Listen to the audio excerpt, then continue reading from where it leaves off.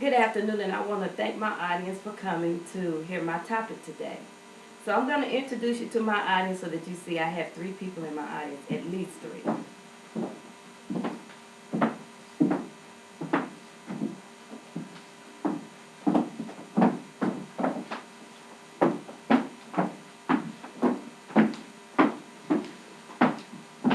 Okay, now you may have a seat. Thank you, audience.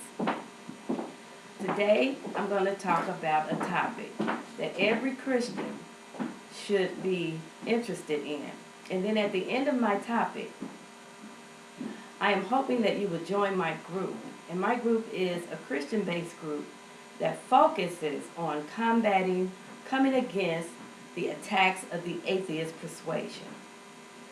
Now, the definition of an atheist is one that does not believe in the supreme being. And that's according to dictionary.com. As Christians, we are to have apologetics, a defense for why we believe in what we believe in. Now, I'm going to show you how strong this atheist persuasion has become. In New Zealand, there is an atheist group that has put on their bus that there probably is no God. Can you imagine being that bold and taking a stance? We as Christians have got to be just as bold to take a stand against what we believe in. In our school system, we see that they are teaching evolution. And evolution leaves out God. Evolution leaves out a supreme being. We have got to take a stand, people. We cannot let this continue. Now, we have to be as Paul was. In the book of Acts, the 26th chapter, he had an encounter with King Agrippa. And if you read that, you will see where he gave a very strong testimony about Jesus Christ and his encounter with Jesus Christ. And at the end of the book of Acts, the 26th chapter, you will see where King Agrippa said, "You almost persuaded me to believe." And that's where we as Christians should be, almost to the persuasion of another person to believe in God. Not almost, but all the way. Be full persuaded. And we've got to work on that. Now, our faith is being attacked. Now, we can take the physical things, and when we come against an atheist, we can take this world, let's say this earth, a sphere. We're walking on a sphere, a round object, and we're not falling off.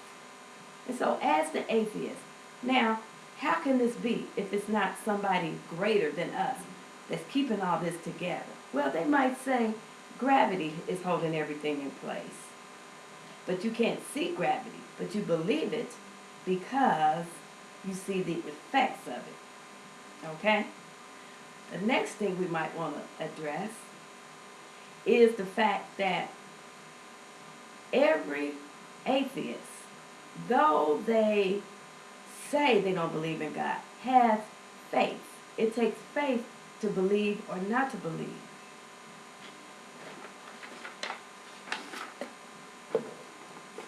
Now, most of all, I want to say, do not argue with them. The last thing you want to do is get into an argument with an atheist or anybody about the Word of God.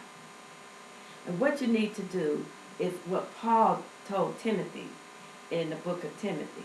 He said, study to show yourself approved. You study the Word of God so that when you are attacked by an atheist, that you have a defense and you will not be embarrassed because they are trying to persuade you, but we have to persuade them that there is a God and that there is a supreme being, and their feelings and their thoughts are so far wrong. God is the creator of everything. We can go back to the book of Genesis, and we see that God created. He created everything. He made man out of the dust of the ground. Now, some of you will definitely encounter an attack on your faith by an atheist. Now, biological scientists, they study living organisms and their relationship to the environment. So we as Christians, we need to study God even more and his relationship to the environment and his creation, because we are going to need those type of things, those type of uh, uh, things in our arsenals in order to combat the atheist persuasion. So in my closing, I would like for anybody that's interested in joining my group, Christians Against the Atheist Persuasion, to meet me in the foyer. I will be more than glad to give you my email, my phone number, and we will set up meetings and we will go from there. I appreciate your time. Thank you very much.